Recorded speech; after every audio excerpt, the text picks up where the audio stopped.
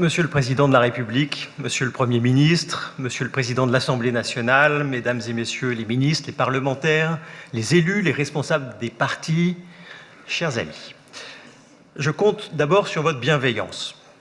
Il me revient en effet la mission délicate et même impossible de restituer les travaux de cette matinée. J'ai ainsi la certitude de tronquer les interventions précédentes et, n'ayant pas eu la sagesse de préparer la synthèse avant le colloque, je risque d'ajouter le désordre à la subjectivité.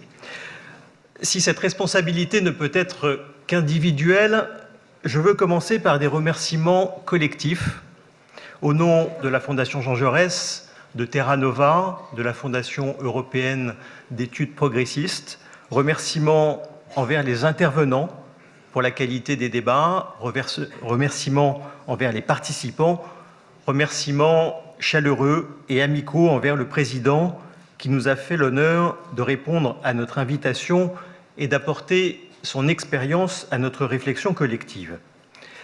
La gauche et le pouvoir, plus précisément même la gauche au pouvoir.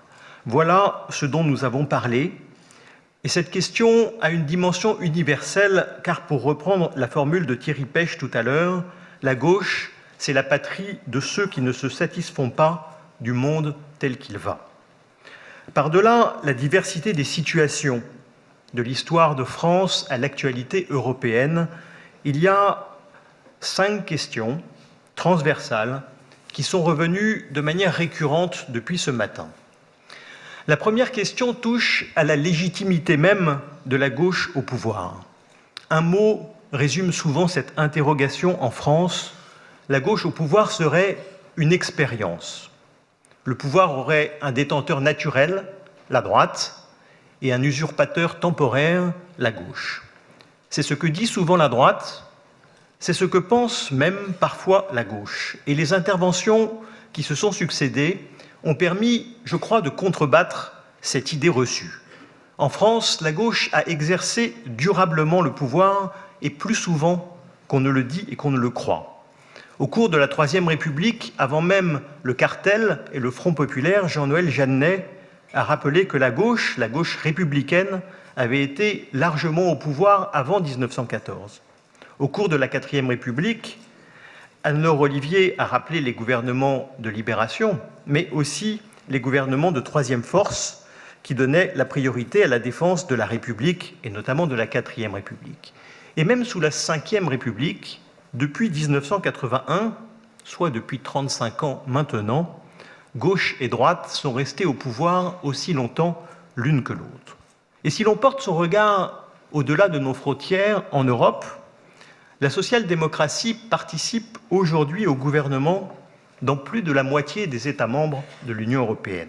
Certes, on est loin de ce que Massimo D'Alema a appelé le point d'influence le plus élevé qui a été atteint au tournant des années 2000.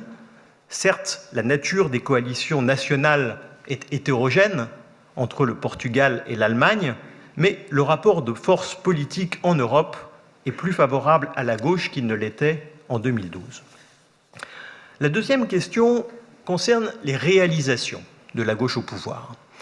Il n'y aurait guère de sens de tenter de dresser un bilan comparé à travers le temps et l'espace de la gauche au pouvoir. Les époques, les cultures, les problèmes sont évidemment trop différents. Mais il y a des permanences, et notamment la permanence des valeurs, et notamment la permanence du combat pour l'égalité. Alain Bergogneau a rappelé que dans l'idée socialiste, il y avait d'abord, je le cite, le social. Cette quête de l'égalité a pris bien des formes, du temps de travail en passant par la redistribution des revenus ou la protection sociale, avec Ernst Hilbrand l'a rappelé en Allemagne, y compris des progrès récents. Elle n'a pas été linéaire. Massimo D'Alema a souligné combien la mondialisation libérale avait conduit, je le cite, à effacer un siècle de social-démocratie. Mais en contrepoint, Christophe Sandt a montré qu'il y avait aussi des progrès autour de ce qu'il a appelé le redesign discret de la sécurité sociale, c'est-à-dire pas seulement la préservation de notre modèle, mais aussi une émancipation de la personne par rapport au travail. En tout cas, cette quête de l'égalité a constitué ce que le philosophe italien Norberto Bobbio a considéré comme le fil à plomb de la différence entre la droite et la gauche. Le troisième questionnement touche à la méthode de la gauche au pouvoir. Le socialisme n'a jamais été une doctrine figée, il a toujours été une méthode vivante en s'appuyant sur la démocratie. Et Alain Bergogneau a montré que dans les débats à gauche, ce qui a triomphé, je le cite, c'est la prise du pouvoir par les urnes, les modalités d'occupation par l'alternance, la finalité du pouvoir par la réforme. Et dans ce rapport à la démocratie, ce à quoi nous assistons, c'est une convergence des gauches françaises et européennes. Convergence autour d'une inquiétude, avec partout, cela a été évoqué à de nombreuses reprises, l'émergence de partis populistes qui viennent conquérir les milieux populaires, avec, au-delà, une culture démocratique qui se lézarde et un paysage politique de plus en plus fragmenté, pour reprendre la formule de Massimo D'Alema. Convergence aussi autour d'une volonté d'approfondir sans cesse la démocratie politique avec de nouvelles réformes et de nouvelles pratiques. Marc Lazare a insisté sur les importantes réformes à la fois institutionnelles et électorales de Matteo Renzi, sociales avec, y compris ici, et davantage qu'avant sans doute, la recherche du dialogue social et du compromis social. Convergence, mais aussi débat, autour d'une interrogation mise en lumière là aussi par Marc Lazare dans ce qu'il a appelé la démocratie de l'opinion. Quel est le rôle des instances de médiation, des collectifs, des partis? Peut-on jouer, c'est-à-dire canaliser le populisme dans une sorte de dialogue direct avec le peuple? La quatrième question concerne la perception de la gauche au pouvoir. La gauche au pouvoir, par définition, se confronte au réel, c'est-à-dire à l'événement imprévu qui surgit, à la société qui résiste, au compromis qu'il faut trouver pour avancer. Cela ne s'appelle pas la politique, c'est tout simplement la vie, mais en France plus qu'ailleurs, la confrontation au réel porte les stigmates de la trahison. Et quel que soit le regard rétrospectif que l'on porte sur la gauche au pouvoir, avec ces temps glorieux que l'on a évoqués, avec ces temps plus sombres qu'Anne-Laure Olivier a évoqués également, car nous n'occultons rien, il y a une constante, à chaque fois et à chaque fois rapidement, voire immédiatement, une partie de la gauche a fustigé la tiédeur ou la lenteur des réformes, quand ce n'est pas les deux.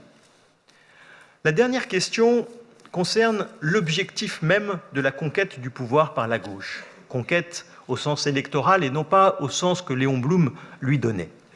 La perspective du pouvoir doit-elle réellement constituer un objectif, je ne dis pas une finalité, un objectif pour la gauche?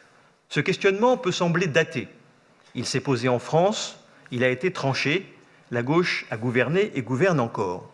Ce qui est nouveau, c'est que cette idée se pose aujourd'hui non seulement en France, mais aussi en Europe et à peu près partout. La frontière ne passe jamais au même endroit, mais partout ou presque, dans ce contexte de la gauche plus complexe qu'a évoqué Agnieszka Kipek, la question se pose. À nouveau progresse l'idée que le rapport de force est trop défavorable, que la situation est trop difficile, que la confrontation au réel est trop risquée et donc, au définitif, que la gauche doit préserver la pureté de ses valeurs en se contentant de rester une force de contestation, au risque pour elle de se voir opposer, pour reprendre la formule de Thierry Pech, un procès non pas en trahison, mais en inaction.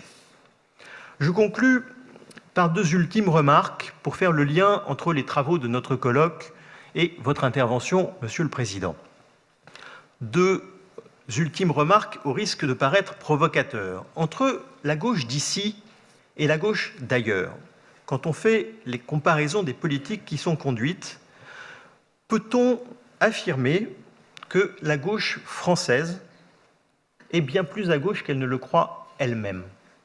Sans doute. Et peut-être même la plus à gauche d'Europe aujourd'hui. Quand on compare la gauche d'aujourd'hui à la gauche d'hier, la singularité de la gauche actuelle est peut-être d'en faire plus qu'elle n'en dit, ce qui est assez rare dans notre histoire. Voilà une raison supplémentaire pour laquelle nous sommes très heureux de vous accueillir, Monsieur le Président.